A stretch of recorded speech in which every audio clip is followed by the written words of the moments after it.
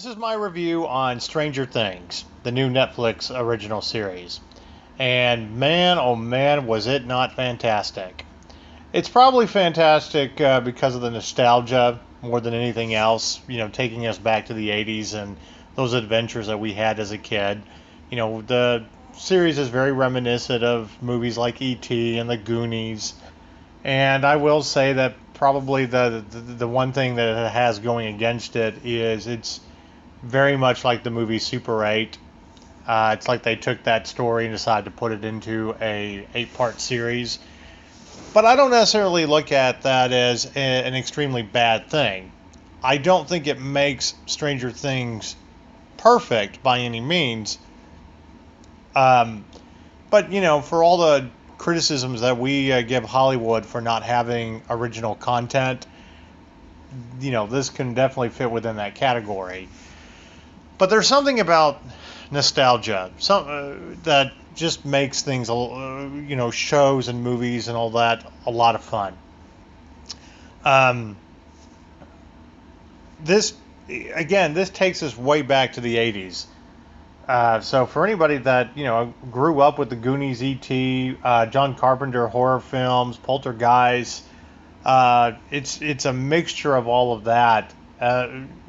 As the story unfolds with basically these group of young friends who play Dungeons and Dragons and start to figure out that something's going on in their town, especially when they meet a mysterious stranger named Eleven, which they call L for short. And they're the adventure that they're off and running with their adventure.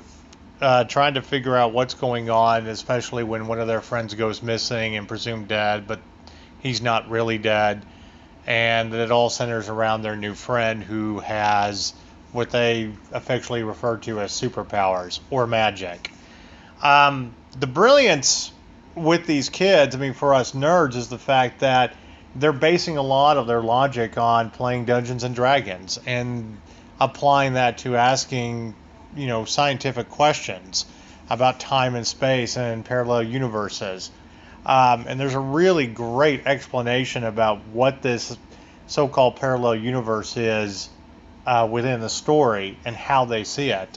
Now, for any nerd out there that grew up playing Dungeons and Dragons and got picked on, or if you grew up in a really conservative home where you were playing that devil game, well, this is kind of a reckoning for you, because your 4 young heroes are applying that logic from the game.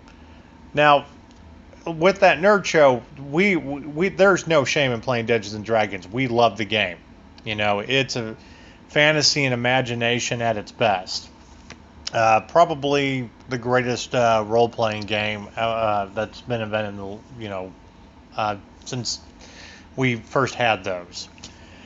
But I absolutely love that part of the story, and them and how they look at the world. It very much reminds me of my childhood, and being that kind of nerdy, quirky kid before I discovered athletics, and stuff.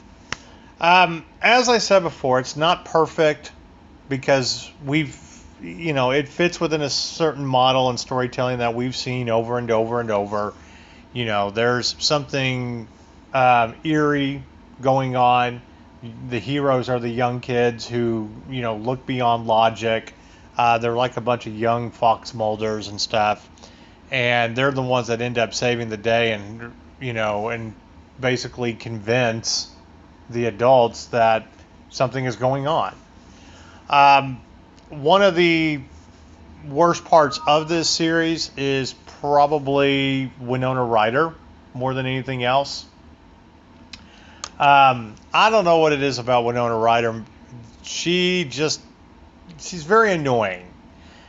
I understand that she's basically playing a grieving mother and whatnot, but it seems like her best acting was done when she was a child.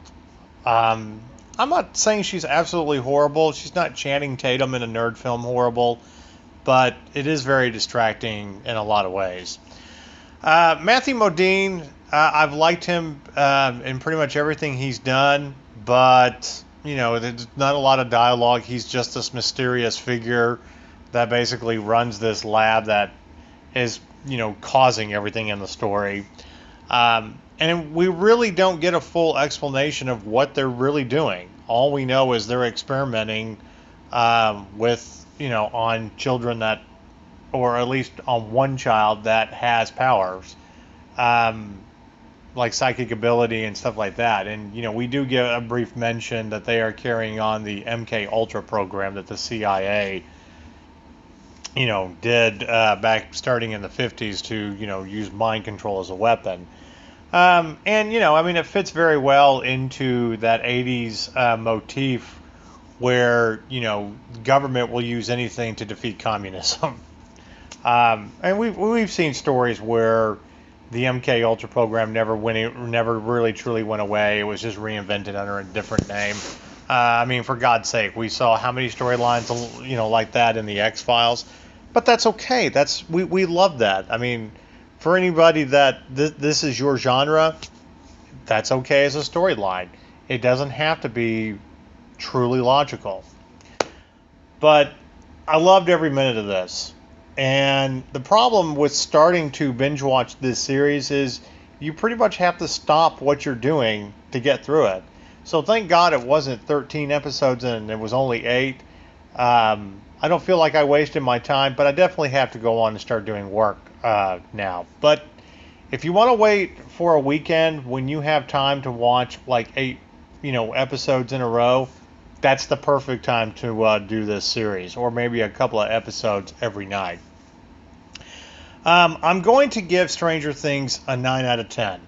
Okay, as I said, it's not perfect, and even though we don't have a full explanation of everything by the end of the series, and hopefully we'll get a season 2, and that will be explained.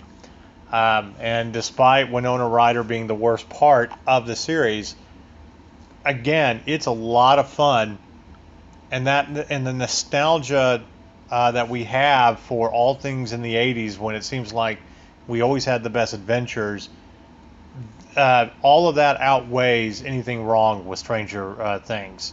And it even outweighs the fact, as I mentioned earlier, that it might be too much like the movie Super 8. But that's okay. I think we can forgive it.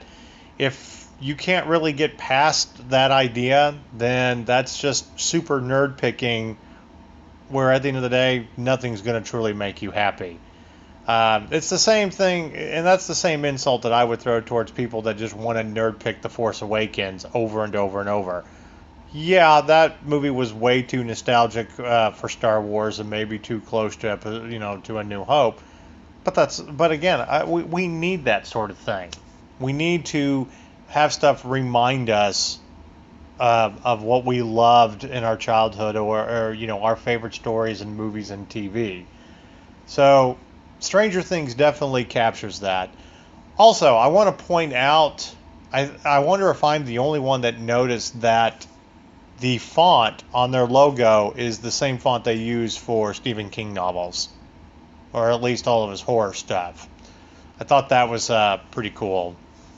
And, they make a lot of references that you will recognize.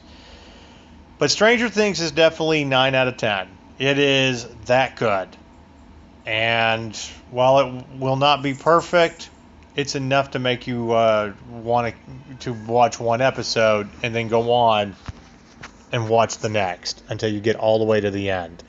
And even though you may not get much done, it's still worth it by the time you get to the end of this journey. So, Stranger Things, fantastic. And I hope that we get to see season 2. And I'm glad that they took me back to my childhood in the 80s when I had friends and bikes and we went off on adventures and played Dungeons and Dragons. It would be nice if we could apply all of that logic to real life situations, that we learned from the game. And if you have gotten done with whatever latest Dungeons and Dragons game you're playing with your adult friends, and you need to just watch some TV, Stranger Things is what you need to be watching. So, check this out. This is definitely approved by That Nerd Show.